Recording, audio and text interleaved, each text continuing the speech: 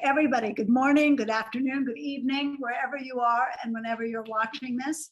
Welcome to our side event at the ECOSOC Partnership Forum 2022 on who gets to speak, who gets heard. We measure gaps in representation, participation, and influence of women, youth, and all in international assemblies and multilateral fora. And we believe that who gets to speak for a changing world in crisis is a burning issue of our time. So we're very, very pleased to be able to be with you today to discuss this. So who are we? And why are we here? I'm Caitlin Kraft Buckman. I'm the CEO, founder of Women at the Table, which is an international ECOSOC accredited NGO that focuses on feminist systems change through the prism of technology and innovation. And because of that and our co-founding of the A+ Alliance for Inclusive Algorithms, we're also leaders of the UN Women Action Coalition for Technology and Innovation for Gender Equality, all of which will become very relevant as we have our conversation here. I'm joined by the Honorable Patty Torsney, who's the permanent observer of the Interparliamentary Union in New York, a former politician herself, a Canadian member of parliament, but is also a member currently of the president of the UN General Assembly's Advisory Board on Gender Equality and an international gender champion, as am I. Finally, we have, and definitely not least, Satish Vishwanathan, who is the head of social impact of ThoughtWorks in India, who has been extremely generous with his time and his team's time for ThoughtWorks, a global software consultancy that's traded on NASDAQ, to be the software architects and the developers of this app as we go forward, which we're very, very, very proud of. So there you go. We're going to now have Patty talk a bit about why we're here and why this matters. Thanks so much, Caitlin, and thank you, both of you, for this initiative. You'll see on the screen that we have some data from the Interparliamentary Union. Many of you are familiar with certainly that colored map that shows you the state of women in politics in 2021. The IPU began measuring well over 25 years ago just how many women were in each parliament, and that's the graph in that colored map on the right-hand side, and then coloring it by 5% percentage points to different colors.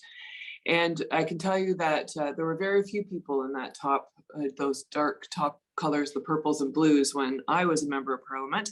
And we've seen great progress, as you can see in the graph to the right. Let me just also go back to that map. We also tracked women at the cabinet table, women by what, in the bottom left rather, what portfolios women have. We drilled down on a number of things over time because we were collecting the data and we were seeing that data matters and people being able to track progress. Every year, they look back at every single national level election that happened and they track whether there's been success or failure and dig deeper into what were some of the measures of that success and failure. And then we're able to produce that document or the graphs on the right, which show you the progress. So the dark blue is the world average at 11.3, and then it's now up at 25.5 in 2021. And I'll tell you, I've never presented this data to anyone who hasn't immediately looked at where their country was, what the competitors were, who was higher, what do we have to do? Everyone's always asked me, how do we move up? How do we move up? What do we got to do? So I think the data is really important, and collecting and seeing it and being able to visualize what it means is much better than saying things like, well, we'd like more of, or maybe you could do better. I think presenting some competition and presenting things over time makes a huge difference. And that's the graph up at the top on the right where you see some progress. So We have a very clear policy framework over our assemblies. We've produced material for, not just saying how many women are there, but also how do you make sure that when they get there, you have a plan of action for gender sensitive parliaments. We have the ability to help you measure and assess your parliament. And we also worked with Caitlin and the International Gender Champions to produce a document called Gender Responsive Assemblies, so how to make things better on the ground. And we've established mechanisms where we tracked, when I was a member of parliament, if you sent a single sex delegation 3 times in a row, you lost some voting rights. And then over time, they said, no, it's every single assembly. You have to have men and women in your delegation. And we actually name and shame sort of the groups that don't send single sex delegations.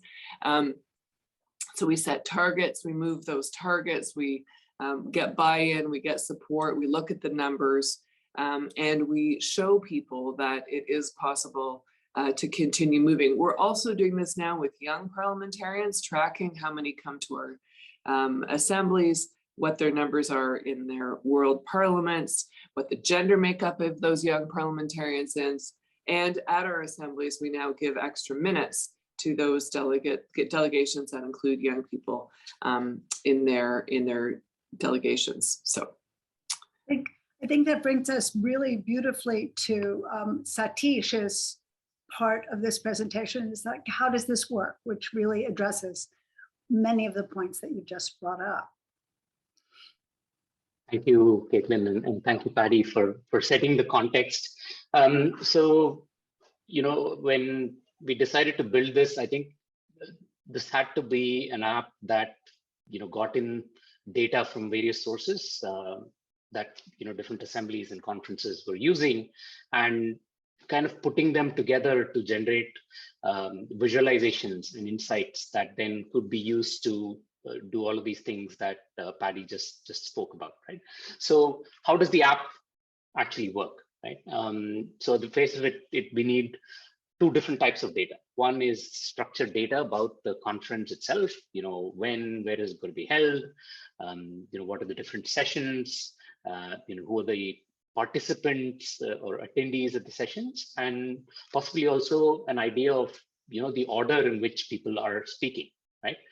And then you have some unstructured data, and that could be in the form of either videos from the session itself, or it could be audio files or recordings from the individual sessions, or even text transcripts. So you work with all of those.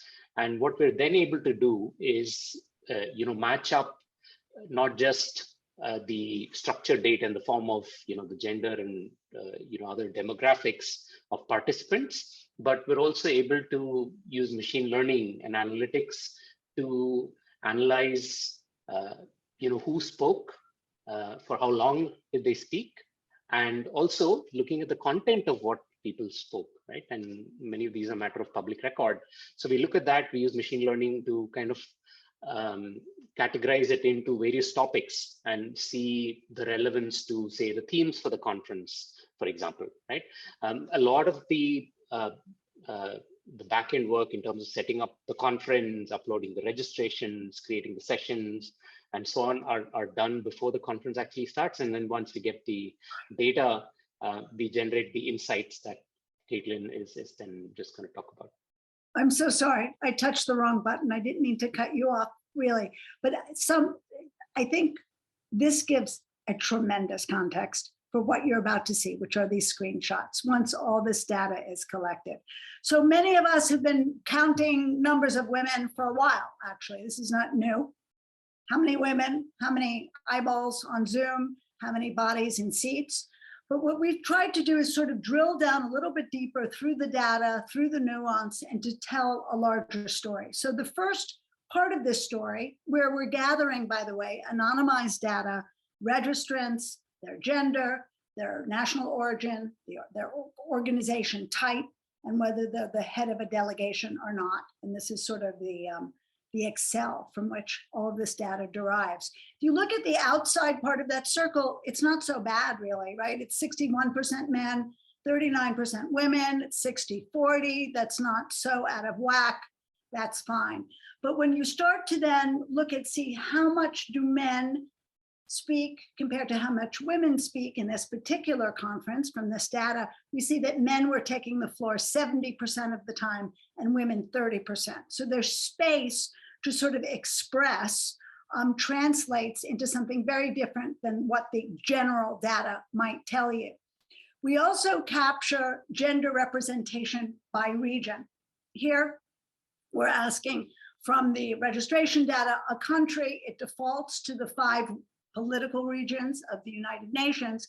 But I think that this is also really terribly interesting because you see that the average, again, isn't so bad, but it's the average that's sort of brought up by different regions at different times.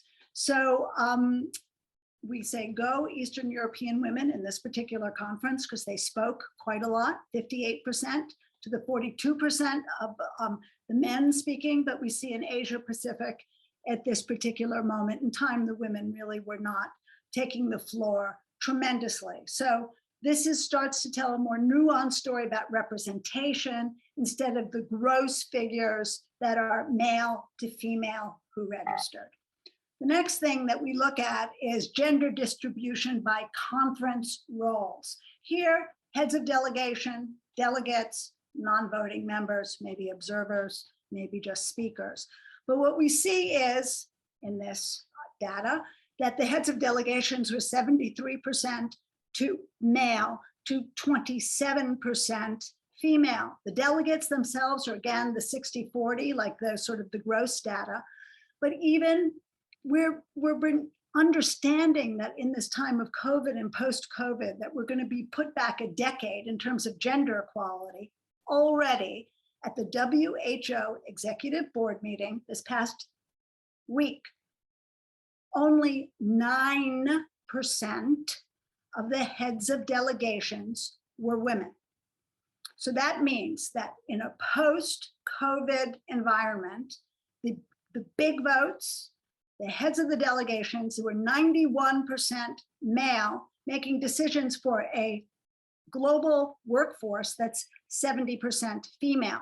So that's a little bit out of whack, and that's certainly not what we want to see. So we're tracking, this is one way of our tracking proxies for power. We also look, a conference is made up of a lot of little sessions. In this case, here's how the sessions broke down. This was an IPU conference, and what happened was, because their chair and vice chair happened to be men, men spoke a lot of the time because those were the chair and the vice chair. But what I think is insightful about this piece of data is that the Secretariat was able to put the experts on stage and the presenters on stage and balance that sort of male-female equation and put more female experts there. And so you have 68% female experts, and somehow this winds up helping helping balance the equation. And I say this particularly to those of you in secretariats that say, let's be politically realistic. We cannot tell countries who to send as the head of a delegation to a UN meeting, and no one is suggesting that.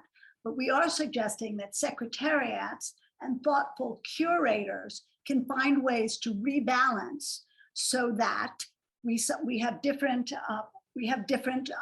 people talking and different people being represented and having influence. There's another question, debate going on is, if you have female chairs, do women delegates speak more?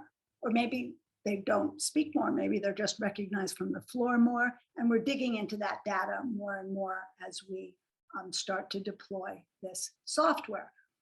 Next, we see that we are able, through this algorithm, to look at really what kind of speaking time do we have? Because it's not only our women and men and young people and old people and a diverse proportion of people in the room. Do they have the power to speak? And also, what are they speaking about? Are they only speaking about their issues, or are they able to speak about the issues that are concerning us all? Because this is the world that we all live in. And here I think this is particularly interesting because we see gender equality, which is a default in our system. It's 64% women speaking about it. That's not unusual. But if you look at like the ocean, outer space, climate, some of these things that are these burning, hardcore issues, who's speaking about them? Those are male speakers. So, and we also know, those of us who curate conferences, often there is a gender afternoon or a gender day. And on that gender day, all the women speakers are sitting talking about gender and gender issues. And that also makes the gross numbers that we look at look as if it's kind of balanced, as if there's like equal numbers of women speaking with men. But it's really, who are they, where are we speaking and what are we speaking about? Also, I want to add, not for this particular presentation, but there's an explainability portion of this algorithm that we're deeply proud of, that ThoughtWorks has worked very hard on, which is also part of our joint algorithmic accountability work. So people start to understand that there's technology behind this and there are decisions that have been made that are showing you these numbers, right? Because data without purpose, without context, without explainability is just numbers. That doesn't mean anything at all.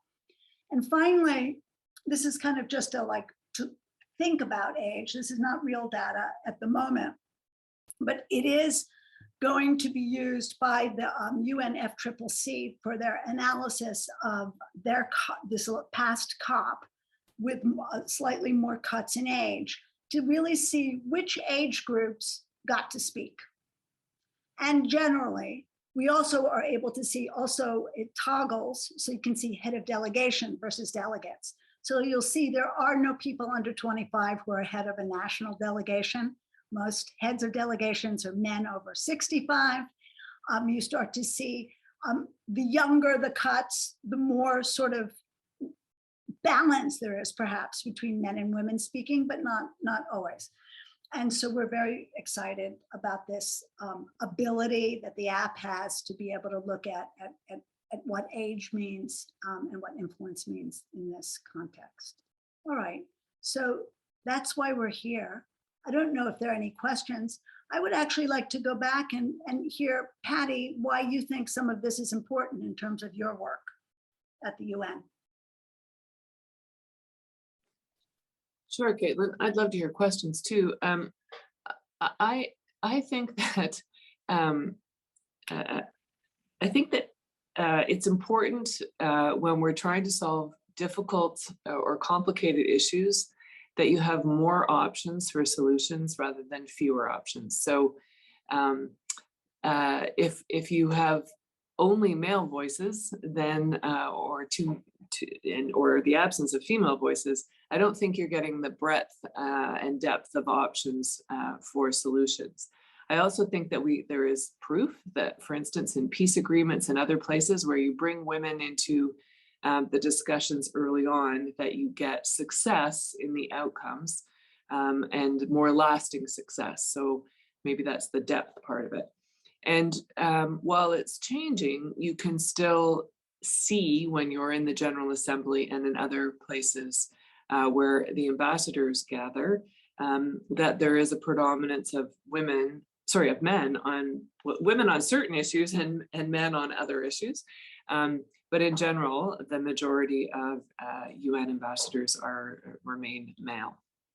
So it shifts a little when you're in negotiations, leading up to CSW. Of course, the room might change quite dramatically.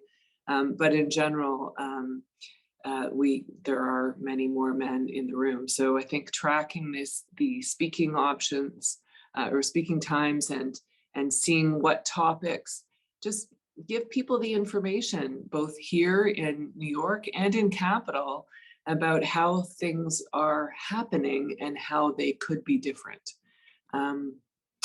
And I think that's important. You can't make changes if you don't have the basic information, right? You can't assume that you know what's going on if you haven't been able to drill down on this and say, oh, that's really interesting. Fake news media, well, that's interesting. 60% of men are speaking, but you know, where does some of that real hate on the internet come from? Where is it being, to whom is it being generated? Is that representative of who's affected more by this? So I'm going to throw the same question over to Satish, and I know that you have some thoughts about how this could be used even at technology conferences. I don't know which particular thing we'd want to look.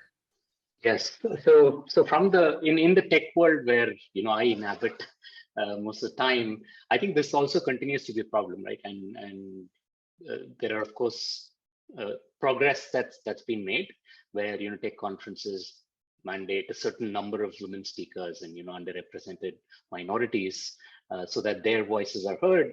But in other sessions where there is an element of anyone can sign up, anyone can speak, it's much harder to track, right? There, anecdotally, what we've heard is that it is still the same old voices that keep getting heard over and over again. So one of the things that Caitlin and I are exploring along with our colleagues and others in the tech industry to see is can we adapt this application, or at least the methodology that we followed in building this app, to tech conferences, right? And thereby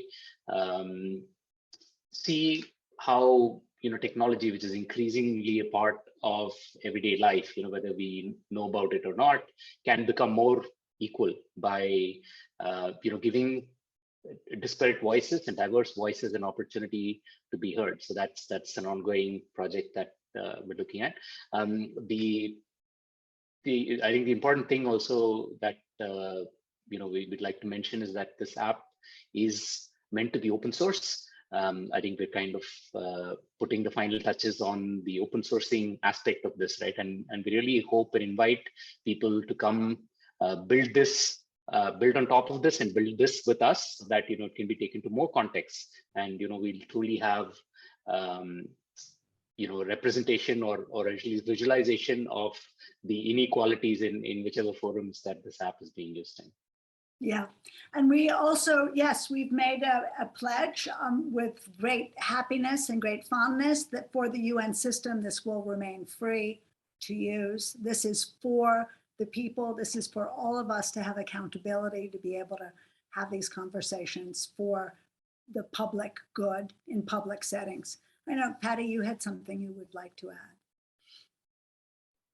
Well, it was when Satish was talking, I was thinking about it too, is if you don't see it, you can't dream it. You can't think of being a woman in tech if you don't ever see any women in tech. I mean, you could persevere and try and be the first or something, but it's nice to see that there are people that are panelists or that is a career path option. I think it's the same within the UN. And I think that in many of these places, if you think that it's some white-haired guy with a tie that negotiates peace or that advocates on climate change, then that may not be you. So let's get better representation of who this affects and who should be speaking, and let's listen to those voices and provide those opportunities for people to be at the table and to get their voices heard.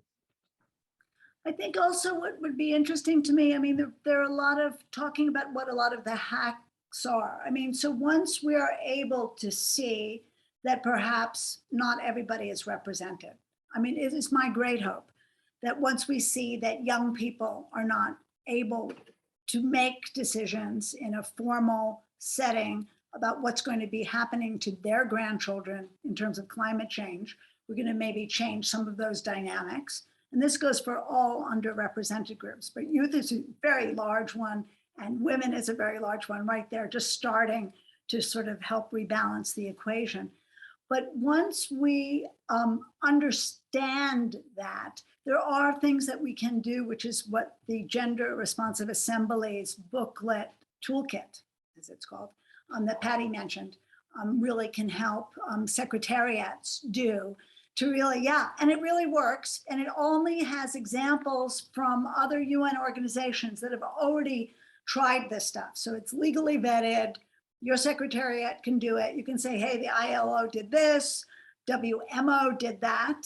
What you'll find is that some of the more hardcore science organizations have been in the forefront, just behind IPU, who is the absolute hands down leader in all of this. But the science organizations noticed relatively early on that they were missing a big portion of the population. I know that some of you may have questions, so we do encourage you to put them in whatever modality you've been told to ask a question. There's a link, but if you do have questions, then we'd love to hear what you have to say. Oh, hi. Okay, so here's, I get part, hi. So,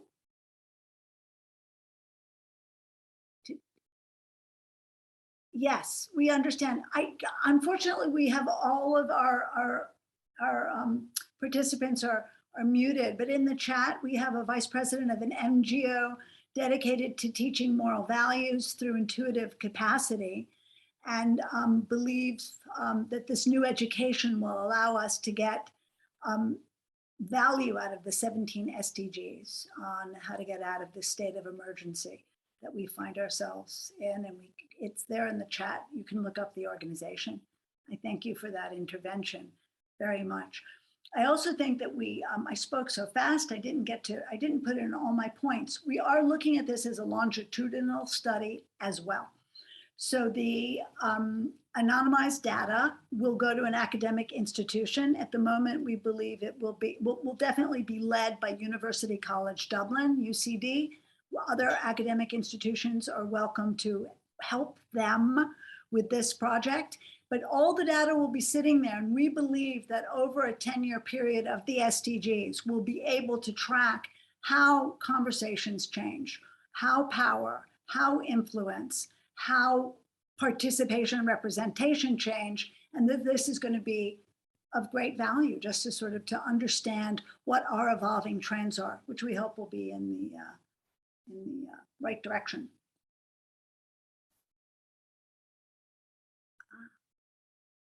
I can go back and talk about all the other stuff. We're we're particularly excited about being able and very grateful to UNFCCC and the COP for asking us to add the capability to look at age. This has been a group project. We're very, very grateful to the IPU to say, you have to track heads of delegations. We're incredibly grateful to the first group that sat in a room almost 2-3 years ago, headed by then at IUCN, International Union of Conservation and Nature, Nick Bertrand, their chief of staff, who's now at UN Environment in Nairobi and still working hard with us on the project. WMO, WIPO, UN Women, IPU, like front and center in that room.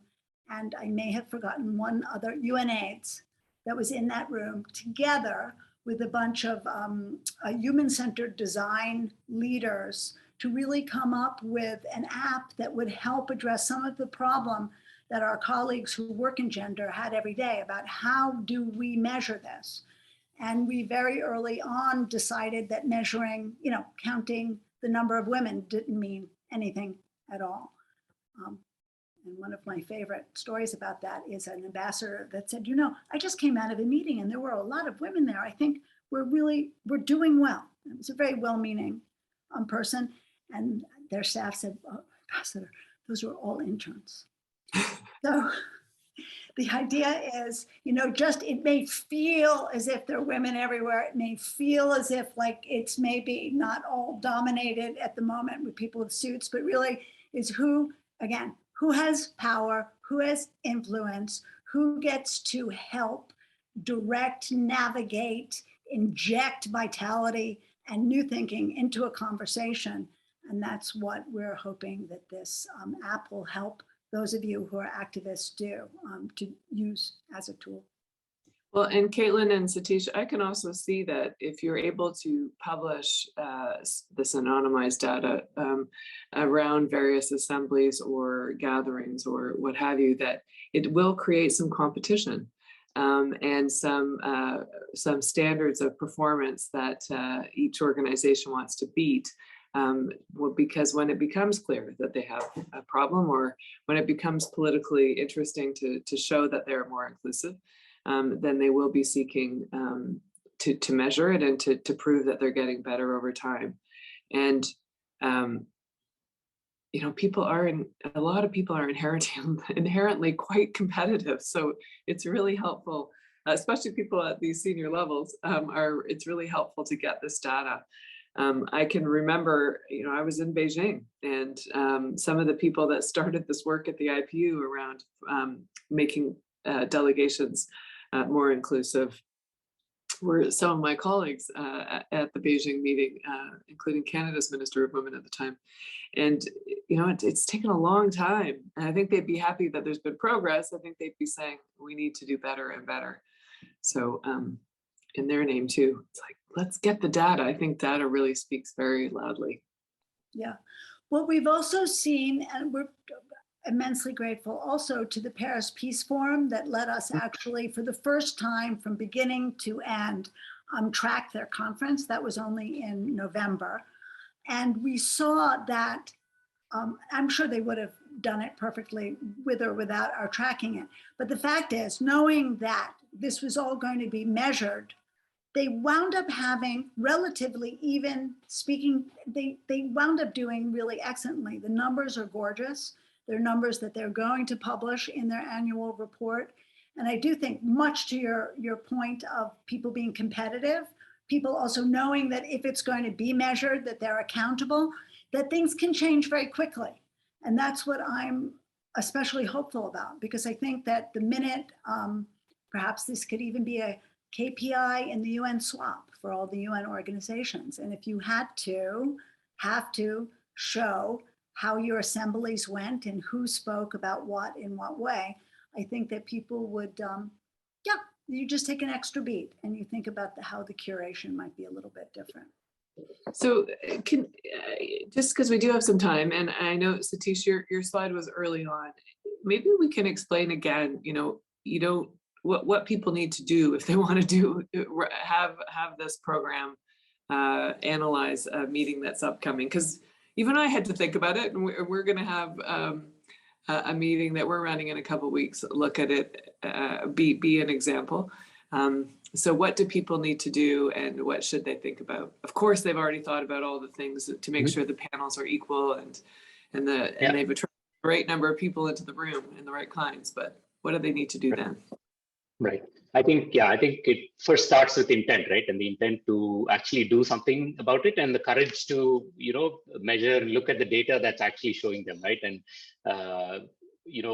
not everybody likes to see, what the data could potentially show them, right? And it could show them in bad light, right? So I think the commitment to ensure that, hey, we'd like to understand the data and see what it's really like.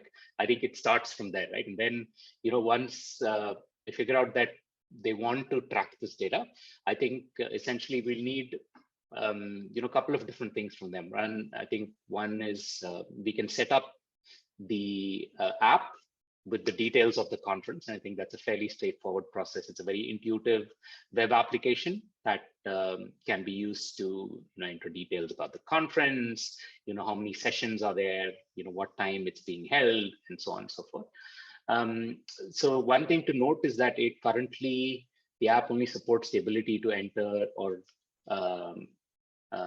track what we call like plenary sessions, where people kind of talk and one person at a time is talking, because the app relies on parsing, say, video or audio content and identifying the speaker that spoke and tracking them back to the demographic data about the conference and the participants that we get from the conference organizers. Right.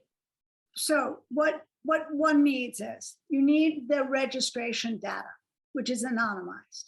That registration data has the ID, the gender, the country, the organization type, the role in the conference. So there are 4 or 5 things that you can take that everybody has in Indicio or any Excel spreadsheet. You anonymize it, you upload it.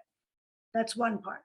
Second part is you have the sessions. Each session separately has a video you upload, so you have to record it, the English language channel, because that transcriber does it in English. We have all sorts of hacks around the different languages, but the English language channel and the speaker order.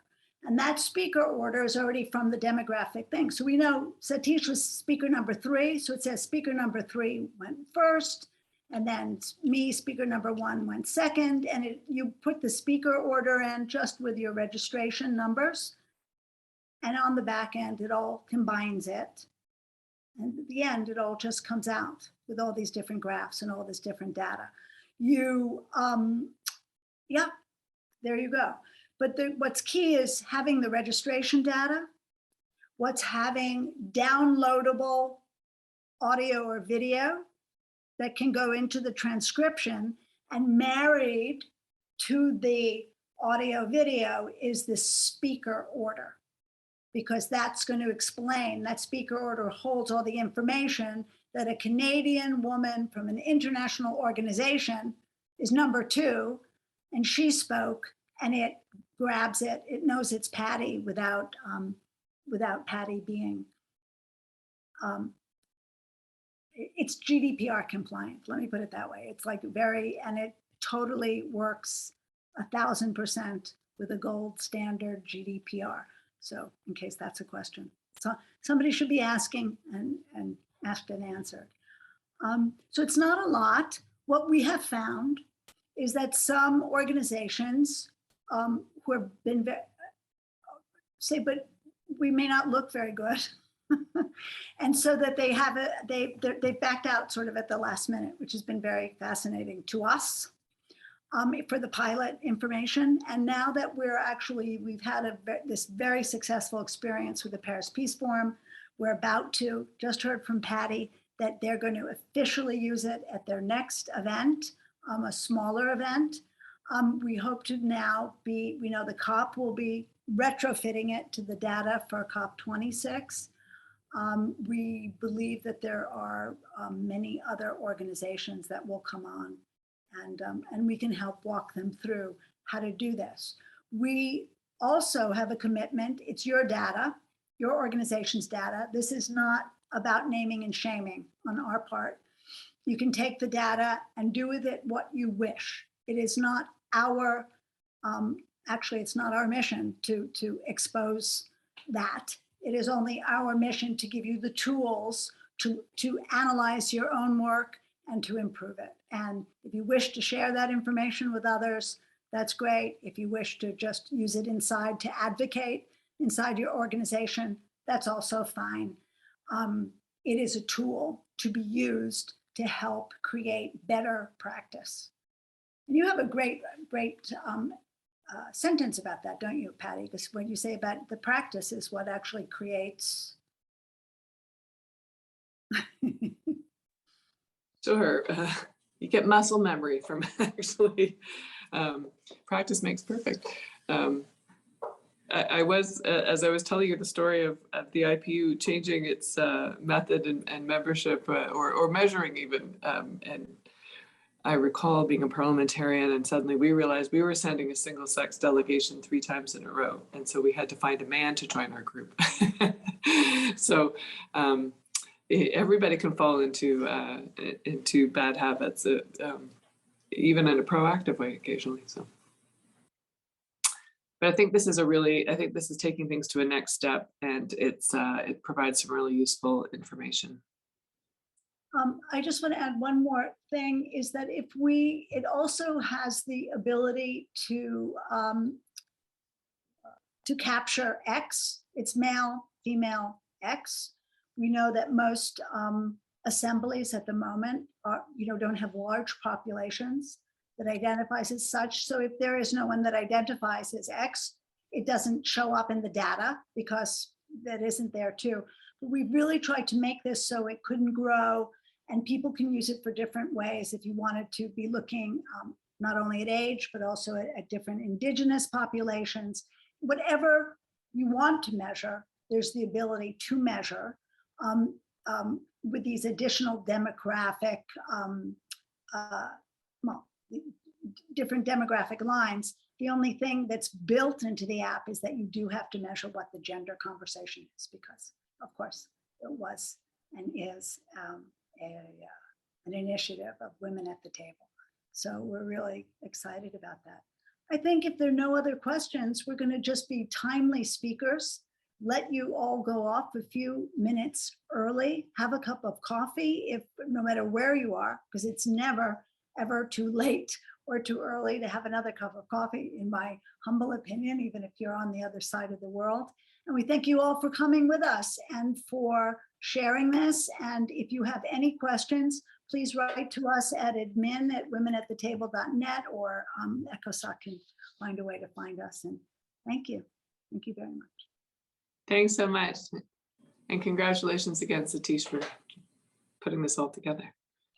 And of course you, Caitlin. Oh, thank you. All Oh, right. and there's admin@womenathetable.net if you need help. For any questions. All right. Thanks all. Thank you, Take care. Caitlin. Thank you, Patty. Thank you, everyone, for attending. Ciao.